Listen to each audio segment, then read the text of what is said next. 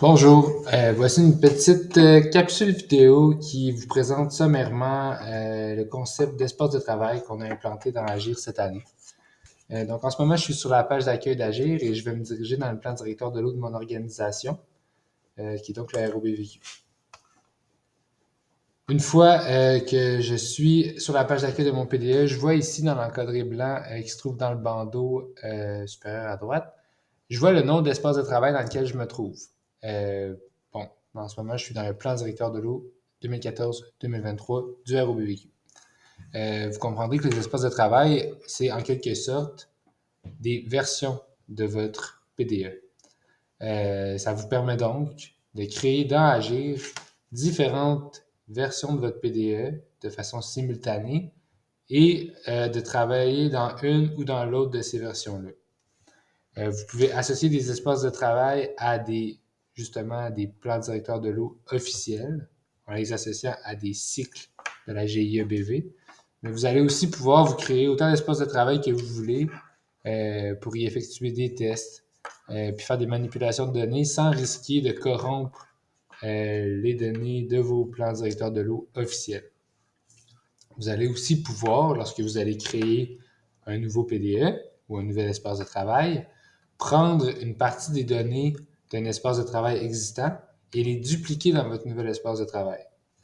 Vous comprendrez donc que pour la mise à jour de votre PDE, cette fonctionnalité-là va être très utile parce qu'elle va vous permettre d'abord de créer un nouveau PDE sans être obligé de supprimer l'ancien et de prendre une partie de votre ancien PDE puis de la copier dans votre nouveau PDE de manière à ne pas avoir à commencer à zéro.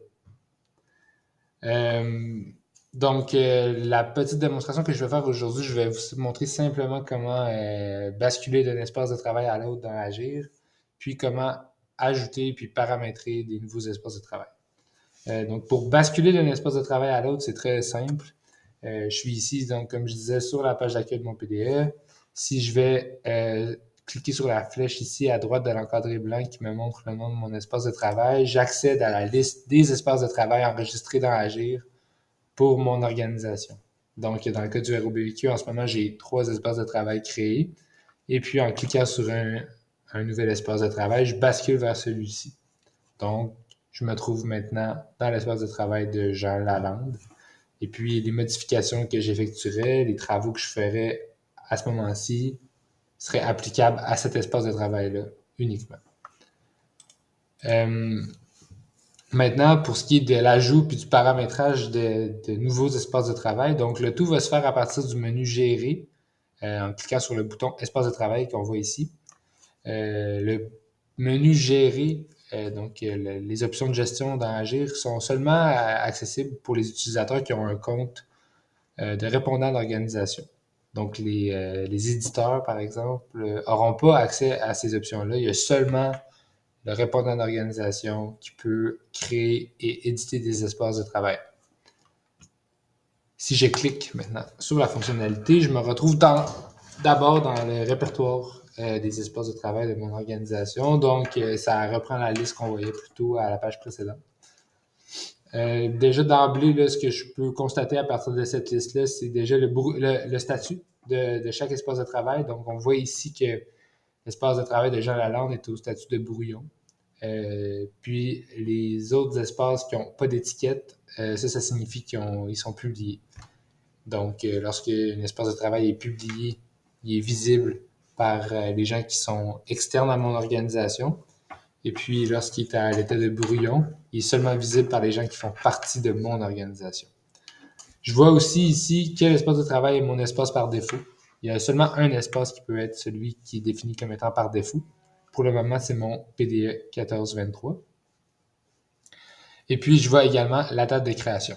Les boutons qui sont ici, donc, vous permettent d'abord de basculer d'un espace de travail à un autre, d'éditer un espace de travail, d'archiver un espace de travail ou de le supprimer.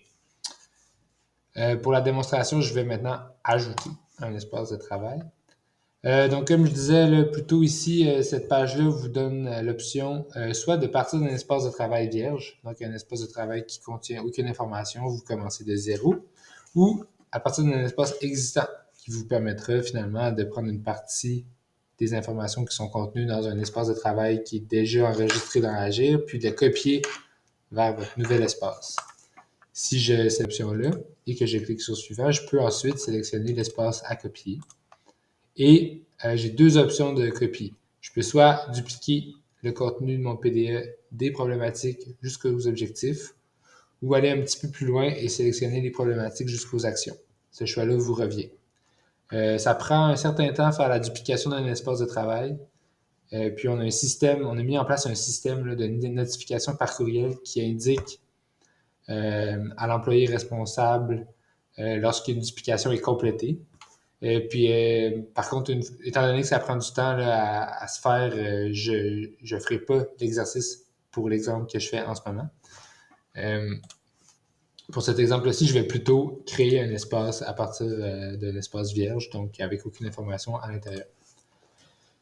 Lorsque je clique sur Suivant, je peux définir certains paramètres. Donc, d'abord, sélectionner un cycle de GIEBV. Ici, j'ai deux choix qui s'offrent à moi. Je peux soit associer mon nouvel espace de travail à un PDE officiel. Donc, en sélectionnant cette option-là, l'espace de travail que je crée va devenir mon PDE version 2. Si je voulais mettre à jour mon PDE, ce serait cette option-là que je choisirais. Je peux également choisir d'associer mon espace à aucun cycle de la GIEBV, ce qui en fait un espace test ou brouillon dans lequel je peux faire des manipulations sans risquer d'impacter ma donnée ou d'avoir des répercussions sur mes PDE officiels. Lorsque je choisis un espace de travail qui est non associé à un cycle, je peux lui donner le nom que je veux. Donc ici, ça pourrait être test. J'ai ensuite l'option d'inscrire une description pour usage interne et une description publique. Et une date d'approbation. Si je crée cet espace de travail-là, je la vois maintenant qui s'affiche dans ma liste. Par défaut, l'espace de travail s'affiche comme un brouillon. Donc, si je veux venir changer ce statut-là, il va falloir que je vienne éditer l'espace de travail en cliquant ici. Ça va être en décochant cette case-ci que je vais pouvoir publier l'espace de travail. Et c'est seulement une fois que cette case-là de brouillon, une fois qu'elle est décochée, que je peux venir définir l'espace de travail comme étant mon espace de travail par défaut. À l'inverse, je ne peux pas mettre en brouillon un espace qui est par défaut. Je pourrais aussi venir modifier l'association à un cycle. Si par exemple, mon espace de travail test, j'ai envie qu'il devienne mon PDE officiel version 2, eh bien, je pourrais venir changer cette information-là et y associer le cycle de GIEBV souhaité. C'est une option qui est disponible.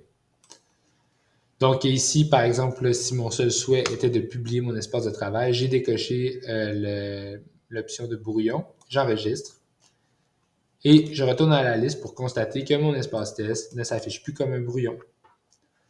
Alors, ça fait le tour pour cette première présentation sommaire de la notion des espaces de travail. Merci.